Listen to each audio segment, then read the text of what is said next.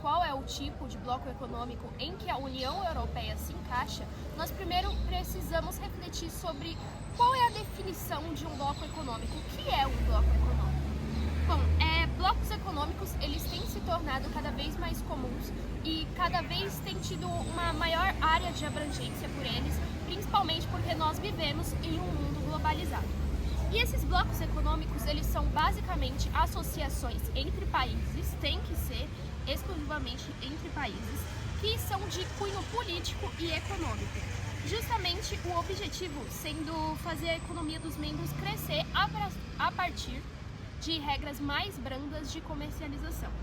Então, esses países, esses blocos econômicos, eles podem ser organizados em categorias de acordo com a flexibilidade das suas regras. Nós temos blocos mais simples até os mais avançados, com objetivos um pouco maiores.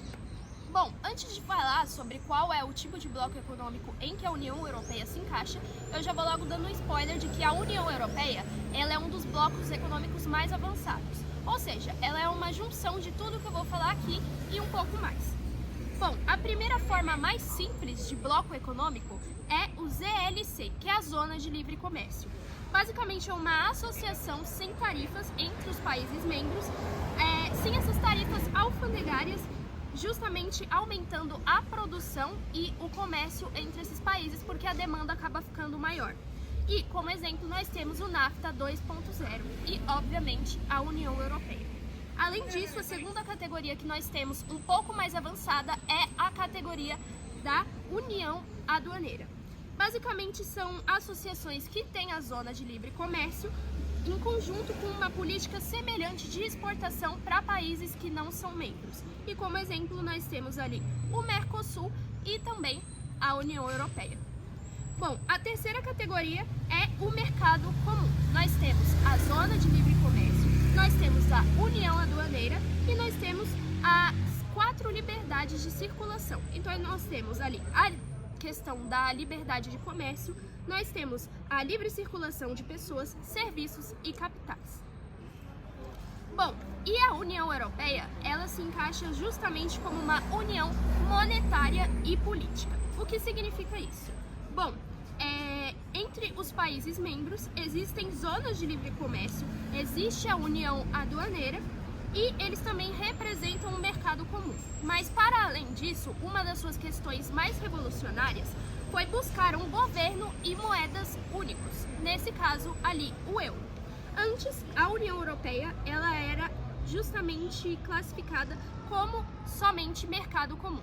Mas ao longo dos anos e a partir da sua história, ela se tornou essa união monetária e política, que acaba sendo considerado um ponto difícil de se alcançar devido à diversidade entre os países e por isso ele é considerado o bloco econômico mais avançado. Bom, a mudança da União Europeia de mercado comum para a união política e monetária remonta ali às suas origens. A União Europeia ela surge no contexto pós-Segunda Guerra Mundial, visando principalmente como objetivo estabelecer a paz entre os países. Ela surge com o nome SECA em 1951, inicialmente ali sendo uma aliança comercial entre 6 países e se estendendo a sua abrangência para 27 países posteriormente. E ali no ano de 1991, nós temos a assinatura do Tratado de Maastricht, que justamente oficializou a criação da União Europeia ali como uma união econômica e política, mudando a sua abrangência com agora os novos objetivos de moeda única e de governo único, se tornando uma união política e monetária. Bom, dentro da questão dos blocos econômicos, além da questão do benefício comercial, nós temos ali a população sendo atingida na esfera política. Então, como uma das primeiras conquistas da União Europeia, nós podemos citar justamente a liberdade para os cidadãos, para que eles possam viver, estudar ou trabalhar em qualquer um dos países membros da União Europeia. Um outro benefício que a gente tem aí é a prosperidade graças à questão do mercado único e da moeda única do euro ali, que facilitou as trocas comerciais. Além disso, nós temos também o crescimento, justamente por se tratar um dos maiores blocos comerciais do mundo. Nós também temos a proteção dos direitos fundamentais do cidadão, bem como os direitos sociais, digitais e econômicos e políticos, obviamente. Nós também temos as viagens sem fronteiras, graças ao espaço Schengen. O que é o espaço Schengen? Primeiramente, aí tem que explicar, né? Bom, ela é uma zona de livre circulação que ocorre na Europa e que abrange ali 39 países, cerca de 39 países, o que permite a questão das viagens sem o controle das fronteiras internas.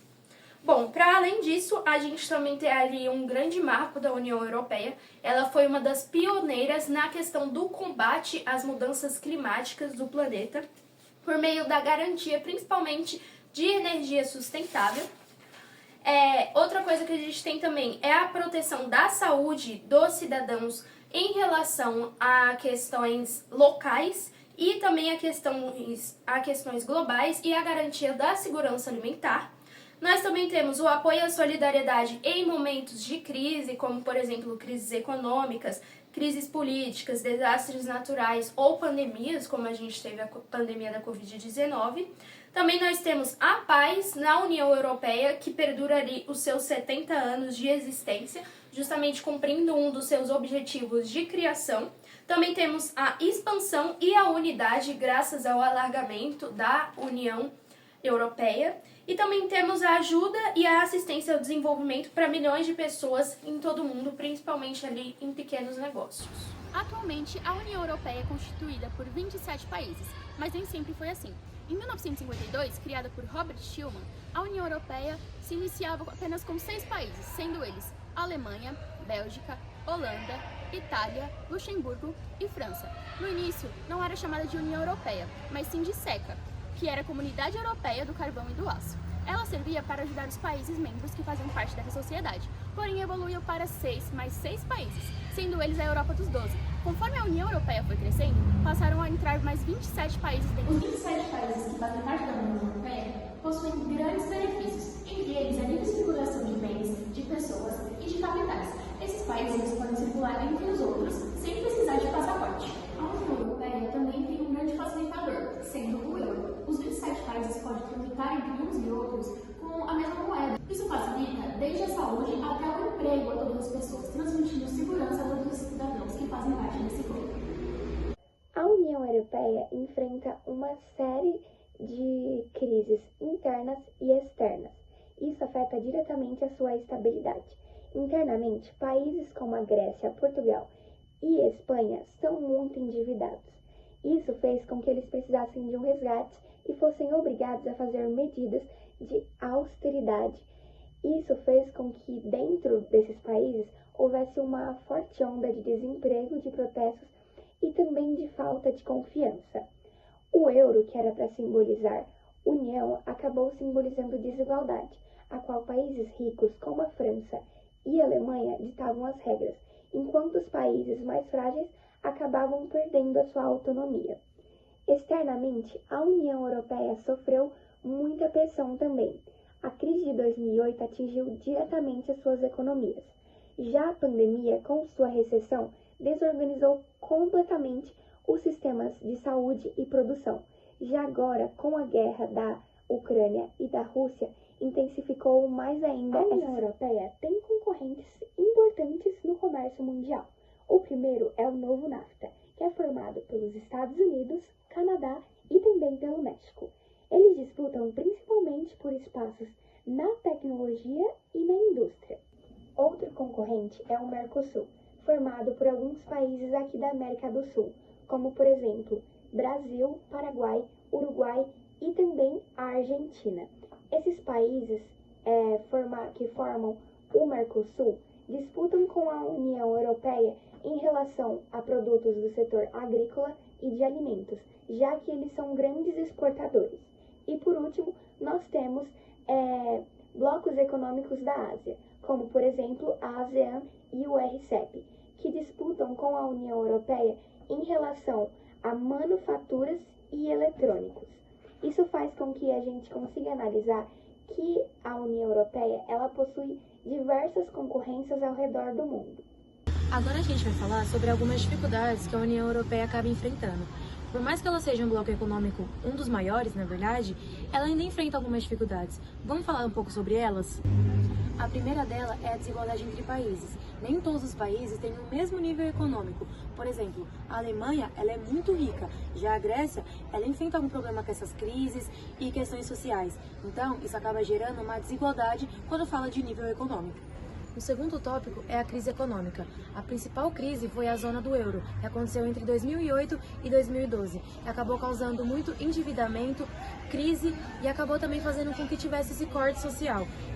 A terceira é a questão migratória. A entrada de refugiados, principalmente no Oriente Médio e na Ásia, acaba gerando tensões entre países, porque nem todos aceitam dividir essa responsabilidade. E o quarto é a perda de autonomia. Alguns países reclamam de ter que seguir as regras da União Europeia, mesmo quando não é o ideal para sua economia. Então, com isso, a gente consegue colocar os eventuais prejuízos que acontecem. Os países mais ricos acabam ajudando financeiramente os mais pobres. Quando tem crise em um país, acaba afetando os outros. Acontece desemprego nesse momento de crise. Acaba acontecendo esse conflito com política interna. E também acontece que acaba gerando movimentos contra a União Europeia, que foi praticamente um resumo daquilo que a gente explicou. E a gente tem os principais mercados, que eles abrangem todos aqueles produtos que são exportados pela União Europeia. Então a gente tem os produtos industrializados, que eles abrangem máquinas, carros e equipamentos, como por exemplo, empresas como a Alemanha, eles exportam bastante carro. A gente também tem os produtos químicos e farmacêuticos, e não acaba por aí, porque a gente também tem os produtos que são tecnologia e eletrônico, e a gente tem os produtos que são os alimentos, como por exemplo, o trigo, o queijo, o vinho e etc. E a gente também tem os países exportadores, que fazem parcerias com essa União Europeia, e são eles, Estados Unidos, Reino Unido, China e a Suíça. Na União Europeia, os países membros detêm de direitos e deveres básicos semelhantes, porque eles participam de acordos em comum, seguem leis compartilhadas e, além disso, eles têm grandes representações nas principais instituições do bloco, como, por exemplo, a Comissão Europeia e o Parlamento Europeu. Porém, nem todos gozam exatamente dos mesmos direitos. Alguns países participam de alguns acordos e outros não. Exemplo disso é a moeda. Nem todos os países têm como sua principal moeda o euro. Países como França, Alemanha e Portugal utilizam o euro como sua principal moeda. Porém, a Polônia e a Suécia, que também fazem parte da União Europeia, utilizam sua moeda sem ser o euro. Além disso, alguns países assinaram o acordo do espaço Schengen. O que é o espaço Schengen? Ele permite a livre circulação sem controle do passaporte em determinadas fronteiras internas. E isso fez com que alguns países não concordassem com esse acordo, não assinassem e tá tudo bem. Então é importante a gente deixar bem claro que os países da União Europeia, eles detêm de igualdade jurídica e política entre eles. Porém, eles têm diferenças em algumas áreas específicas que vai de acordo com o interesse de cada país. Você sabia que a União Europeia tinha 28 países, mas agora tem 27? O que será que aconteceu? Bom, tudo começou lá no Tratado de Roma, em 1957. Os países fundadores eram França, Itália, Bélgica, Países Baixos e Luxemburgo. Bom, o que eles buscavam era simplesmente uma integração na economia entre eles, ou seja, também era reduzir a tarifa entre eles, melhorando ainda mais o fluxo de comércio entre os países europeus que eram os fundadores. Entretanto, com o passar dos anos, houve dentro do Reino Unido uma certa insatisfação, justamente pela falta de autonomia política que o país estava sofrendo, porque justamente as decisões eram tomadas em conjunto com os outros países que faziam parte do mesmo bloco, além das questões de imigração e economia. Lá em 2016 foi realizado um referendo, ou seja, a população votaria sobre a saída do Reino Unido sobre o bloco. O que aconteceu? Esse termo ficou conhecido como Brexit, que traduzindo seria a saída da Grã-Bretanha. E lá em 2020 foi oficializado a saída do Reino Unido sobre o bloco União Europeia, tornando-se assim de 28 para 27 países.